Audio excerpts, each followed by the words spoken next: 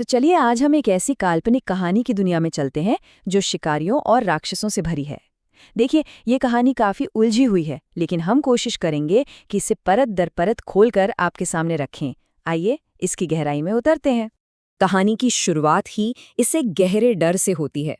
सोचिए, एक ऐसी दुनिया जहां दानवों का खतरा इतना बढ़ गया है कि पूरी इंसानियत का वजूद ही दांव पर लग गया है, और यही खौफ कहानी के हर किरदार को आगे बढ़ाता है।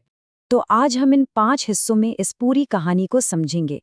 हम देखेंगे कि ये दुनिया आखिर है कैसी, ये शिकारी कौन लोग हैं, उनके सामने क्या नैतिक सवाल आते हैं और कहानी का अंजाम क्या होता है। तो कहानी एक ऐसे राज्य से शुरू होती है जहां दानवों ने, आप कह सकते हैं, कोहराम मचा रखा है। लोग डर के साए में जी रहे हैं और शांति तो जैसे एक ख्वाब बनकर रह गई है। अब इस मुसीबत से निपटने के लिए सरकार ने एक बहुत बड़ा कदम उठाया। तो सवाल ये है कि ये दानव हैं कौन? देखिए, स्क्रिप्ट के हिसाब से ये सिर्फ जानवर नहीं है, बल्कि ये एक ऐसी शक्ति है जो पूरे समाज को ही अंदर से खोखला कर रही है, और इसी वजह से मंत्रालय को इनके खिलाफ एक शाही फरमान जारी करना पड़ा। और सरकार ने इस संकट को एक अवसर में बदल दिया। कैसे? उन्होंने दानव के शिकार को एक बहुत ही आकर्षक बिजनेस बना दिया। किसी भी दानव को मारने पर इनाम रखा गया, पूरे 10,000 सोने के सिक्के। और इस एक घोषणा ने पूरे देश में जैसे तूफान ला दिया। इस शाही फरमान के बाद दानवों का शिकार करने वालों का एक बिल्कुल नया वर्ग सामने आया। ये लोग सिर्फ सैनिक नहीं थे, बल्कि अलग अलग तरह के लोग थे जिनका एक बड़ा ही अजीब सा समूह बन गया था, और इन्हें एक खास नाम भी दिया गया। उन्हें कहा जाता था दान भट्ट कलाकार। अब ये नाम थोड़ा अजीब लगता है ना? इसका मतलब था कि ये लोग दानवों को पकड़ने के लिए बड़े ही अनोखे और क्रिएटिव तरीके इस्तेमाल करते थे। इससे पता चलता है कि ये दुनिया कितनी अलग थी। और इन शिकारियों के समूह में हर तरह के लोग थे, मतलब सरकारी अधिकारियों से लेकर बौद्ध भिक्षु तक, और भाड़े के सैनिकों से लेकर कलाकार तक। जाहिर है, हर किसी के अपने तरीके और अपने मकसद थे जो अक्सर एक दूसरे से टकराते भी थे। ये एक लाइन इन दानव शिकारियों के बारे में सब कुछ बता देती है। उनका स्वभाव कैसा था? अप्रत्याशित, और कभी-कभी तो पूरी तरह से अराजक। मतलब ये किसी नियम से नहीं चलते थे, ये अपने नियम खुद बनाते थे। और यहीं पर कहानी एक बहुत गहरा मोड़ लेती है। एक बड़ा नैतिक सवाल सामने आता है। क्या हर दानव वाकई बुरा होता है? और क्या हर शिकारी हमेशा सही होता है? कहानी हमें अच्छे और बुरे की सीधी सादी परिभाषा से बहुत आगे ले जाती है। यहाँ हमें दो बिल्कुल अलग अलग नजरिए देखने को मिलते हैं।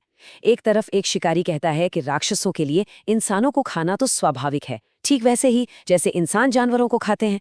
तो वहीं दूसरी तरफ ये सवाल उठता है कि उन अच्छे और शांत स्वभाव वाले दानवों का क्या उन्हें भी मार देना सही है? इसका मतलब ये है कि राक्षस कौन है और न्याय क्या है, ये परिभाषाएं आखिर में तो इंसान ही तय करते हैं। ये कहानी इसी बात पर जोर देती है कि सही और गलत का फैसला पूरी तरह से हमारे नजरिए पर टिका होता है। अब कहानी एक खास मिशन पर आ जाती है। पूर्णिमा की रात करीब आ रही है और सारे शिकारी एक बड़े लक्ष्य के पीछे हैं। वो मेंटियन नाम का दानव। ये एक ऐसा शिकार है जो सब कुछ बदल सकता है। और जैसे जैसे वक्त बीतता है, खतरा और भी बढ़ता जाता है। पूर्णिमा जितनी करीब आती है, बुरी ताकतें उतनी ही ताकतवर हो जाती हैं और दानव और भी खतरनाक हो जाते हैं। शिकारियों के पास अब ज्यादा वक्त नहीं बचा है। असली लड़ाई की मार-धाड़ से पहले हमें शिकारियों की एक सोची समझी रणनीति की झलक मिलती है।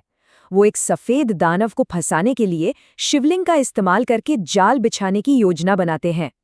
इससे पता चलता है कि वे सिर्फ ताकतवर ही नहीं, बल्कि चालाक भी हैं। और फिर सारी योजनाएं एक तरफ रह जाती हैं और असली लड़ाई शुरू हो जाती है। माहौल में तनाव भर जाता है, क्योंकि शिकारी और दानव अब आमने सामने हैं। इस टकराव की सच्चाई बस इसी एक लाइन में है। ये कोई मामूली मुठभेड़ नहीं है, ये तो जीवन और मृत्यु का सवाल है। यहाँ कोई भी पीछे हटने वाला नहीं है। लड़ाई की पूरी बेचैनी और अफरा तफरी इन शब्दों में साफ झलकती है। हर कोई बस चिल्ला रहा है, एक साथ हमला करो।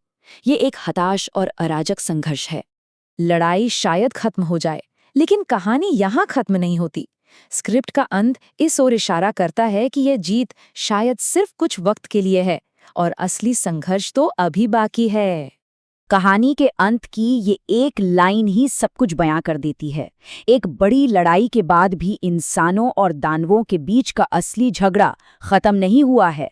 शांति अभी भी बहुत दूर है और एक नया खतरा दरवाजे पर दस्तक दे रहा है। और हम इसी एक सवाल के साथ आज की बात खत्म करते हैं। क्या दानव हमेशा राक्षस होते हैं या कभी-कभी इंसान भी राक्षसों जैसा बर्ताव करते हैं? ये कहानी हमें अच्छे और बुरे की प्रकृति पर सोचने के लिए छोड़ जाती है।